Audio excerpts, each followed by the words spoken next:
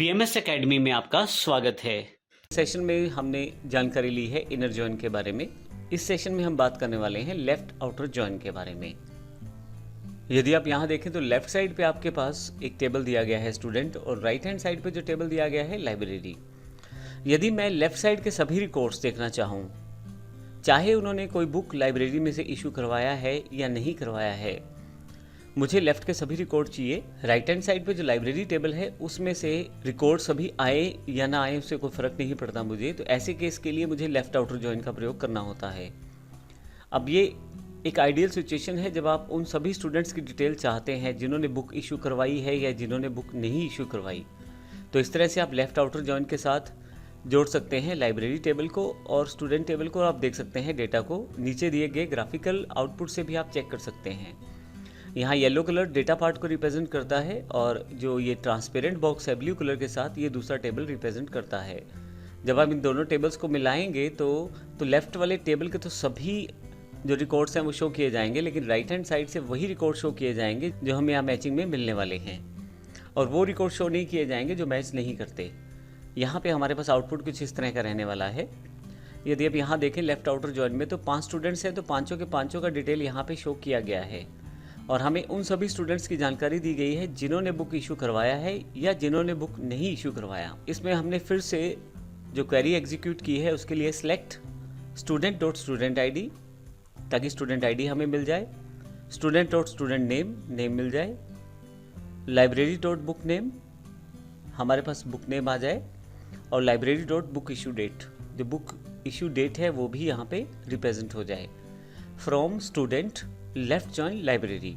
अब इसका अर्थ ये हुआ कि लेफ्ट जॉइन किया है तो स्टूडेंट जो कि लेफ्ट टेबल है इसका तो सारा डेटा, उन सभी स्टूडेंट्स का रिकॉर्ड, चाहे उन्होंने बुक लिया है नहीं लिया, और राइट साइड पे लाइब्रेरी है तो वो रिकॉर्ड जिन स्टूडेंट्स ने बुक लिया है वो मैचअप करके दिखाया जाए। क्योंकि बीच में हमारे पास प्राइमरी की फील्ड है स्टूडेंट आईडी, जो कि फॉरेन की फील्ड है हमारे पास इस दूसरे लाइब्रेरी टेबल में, तो उसको आपस में रिलेट किया गया है। आइए इसको प्रैक्टिकल रूप में समझते हैं।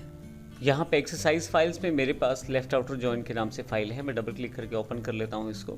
अब यहाँ पे मुझे इस टेबल में से कुछ डेटा कॉपी करना है और अपने पास यहाँ पे MySQL में इसको एग्जीक्यूट करना है ताकि मेरे पास टेबल अवेलेबल हो जाएं। तो सबसे पहले मैंने जो 2 टेबल बनाए हैं उनको मैं यहाँ से कॉपी कर लेता हूँ। अगर आप पहले से कुछ टेबल बने हुए हैं तो उनको ड्रॉप कर सकते हैं, ताकि किसी कारण से अगर कोई डेटा कन्फ्लिक्शन हो तो ना रहे हमारे पास। मैं SQL में जाता हूँ और यहाँ पे Ctrl+V करके पेस्ट कर देता हूँ। Ctrl+Shift एंटर करते ही आप एग्जीक्यूट कर सकते हैं। तो यहाँ पे मेरे पास दोनों टेबल तैयार हो जाएंगे। एक लाइब्रेरी टेबल है और एक स्टूडेंट टेबल है मेरे पास। यहाँ पे पुरानी कुछ टैब्स को मैं यहाँ से क्लोज कर देता हूँ। तो यहाँ पे मेरे पास एक लाइब्रेरी टेबल है और एक मेरे पास स्टूडेंट टेबल है। ये एग्जाम्पल हम देख चुके हैं पिछले सेशन में इन टेबल्स के बारे में।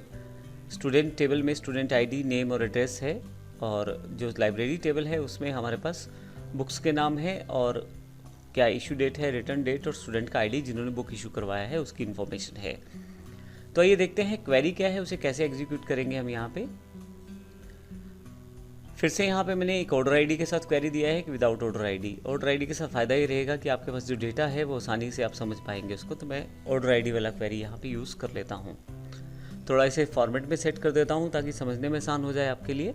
और अब मैंने इसको कुछ लाइन्स में डिवाइड कर दिया है, तो बारी बारी से समझते हैं। सबसे पहले क्वेरी लगभग वैसा ही है जैसे पिछले सेशन में हमने किया है। सबसे पहले स्टूडेंट आईडी स्टूडेंट टेबल का, स्टूडेंट नेम स्टूडेंट टेबल का, बुक नेम लाइब्रेरी टेबल का, और book issue date library table का। ये 4 फील्ड्स हमने ले लिए हैं अलग अलग टेबल से। फ्रॉम डेटा दिखाने के लिए अब की बार हमने लेफ्ट जॉइन लिया है। लेफ्ट जॉइन में स्टूडेंट लेफ्ट साइड पे है और राइट साइड पे लाइब्रेरी है। ऑन जो रिलेशनशिप है दोनों में, उसके बेस पे रिकॉर्ड को मैच किया जाएगा। स्टूडेंट आईडी जो है हमारे पास दोनों टेबल्स में अवेलेबल है, यहाँ भी देखें और यहाँ भी देखें। तो ये दोनों आपस में मैच करेंगे और जो रिकॉर्ड है वो हमें शो किया जाएगा। ऑर्डर बाय हमने लगाया है ताकि डेटा हमारे पास सॉर्ट होके आ जाए। तो अब देखेंगे अगर आप यहाँ पे, सबसे पहले यहाँ पे उन सभी स्टूडेंट्स का रिकॉर्ड दिखाया जाएगा चाहे उन्होंने बुक इशू करवाया है या नहीं। तो यहाँ पे वंदना, नैना, भारती, अरविंद, हर्षित 5 रोल नंबर का रिकॉर्ड है। इसमें यदि आप देखें तो नैना ने कोई भी बुक इशू नहीं करवाया, अरविंद ने भी कोई भी बुक इशू नहीं करवाया।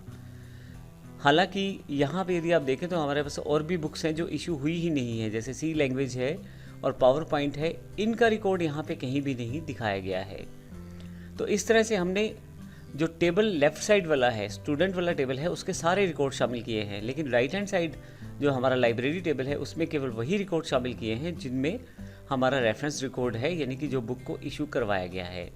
तो इस तरह से लेफ़्ट आउटर जॉइन से हम लेफ़्ट वाले टेबल का सारा रिकॉर्ड देख सकते हैं, जबकि राइट हैंड साइड का मैचिंग रिकॉर्ड ही हमारे पास आएगा। तो इस सेशन में हमने लेफ़्ट आउटर जॉइन की बात की है। अगले सेशन में हम राइट आउटर जॉइन की बात करेंगे, जो बिल्कुल इसके रिवर्स काम करेगा। उस केस में आपके पास राइट हैंड साइड के सभी रिकॉर्ड्स दिखाए जाएंगे उस टेबल के, और लेफ़्ट साइड के टेबल के केवल वही रिकॉर्ड दिखाए जाएंगे जो मैच करते हैं। धन्यवाद।